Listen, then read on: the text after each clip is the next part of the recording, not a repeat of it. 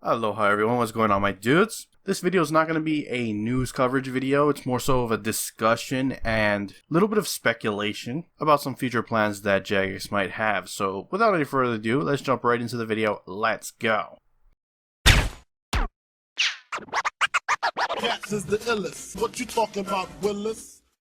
Alright guys, as I said, this video is not your typical RuneScape news coverage video. If you do enjoy this type of video, however, I will be willing to do them in the future alongside the news videos as well, and hopefully it provides you with different level of entertainment that I think could be valuable in other ways. So your feedback is important if you want to keep seeing this kind of thing. And what actually started this or sparked this idea is RuneScape put out a survey recently, sent it out through email. If you're part of RuneScape's newsletter, you tend to get these emails, and these surveys are something that I do when I see them. I've never really talked about them on a RuneScape video though, because they are very pie in the sky and they don't necessarily lead to content. Sometimes they do, and this particular one definitely doesn't lead to necessarily content, but it's worth talking about, at least I think. And it seems like, based on the questions given in this survey, that Jagex is considering doing some level of brand partnership. So I'd love to hear your thoughts on that. I am not necessarily against it by any means. There are ways to implement it that I would not be happy with, but I think by and large it does help the company reach more eyes and things like that.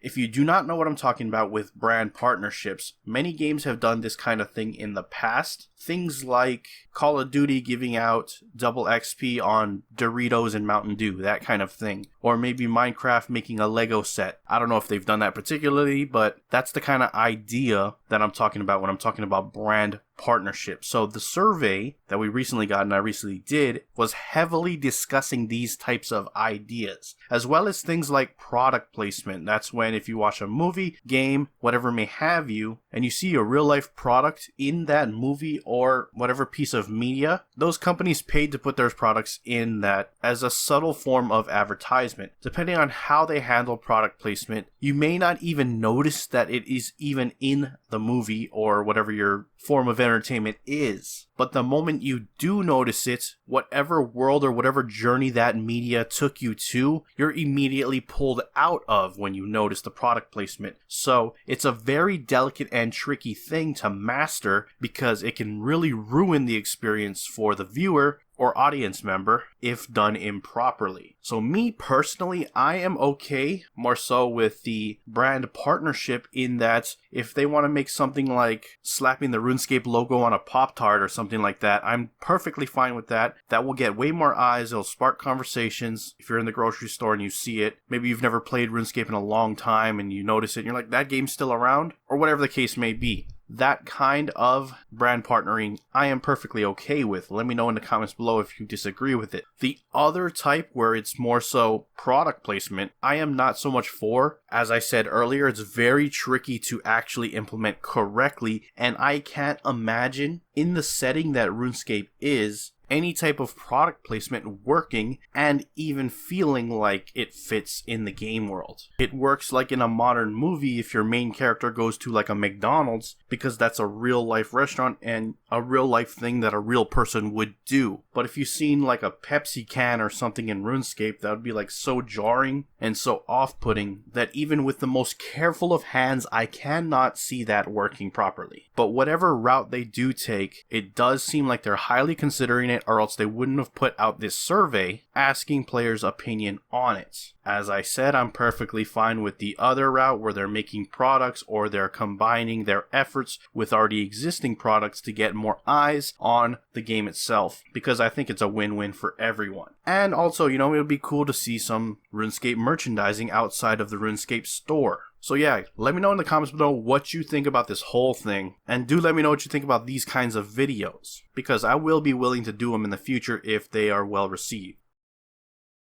The next and last thing though that I do want to talk about for this video is more so like a question. What do you guys think of mod Warden as a whole? He entered RuneScape late last year, so he's almost at like the 1 year mark, if not just getting to it now. So I think we have enough time to formulate an opinion about him. Now, initially, I did have my reservations. I was cautious, but I was also optimistic because he seemed like the kind of person that was going to take his job seriously and get things done. Mind you, he entered into Jagex at a point in time when they are at a not so good place. I mean, MTX uproar was at an all-time high last year. There hadn't been much good updates in 2019. 2018 was a little barren as well, and Jagex and player relations were very rocky. There was a lot of distrust and a lot of animosity. So when judging what you think of Mod Warden, is that something you consider that he jumped into this when he was already in a bad situation and he was trying to make the best of what he could, or is it not something you consider at all? Having said that, I already mentioned that I was optimistic, and overall I'm starting to gain much more trust in Mod Warden, and I wonder if you feel the same. I think he's being very smart about the way he approaches things, and he's choosing his words wisely, not mentioning things that are not in direct development in terms of content, and not putting any ideas in our heads as to what could be when it's not something that they plan on working on.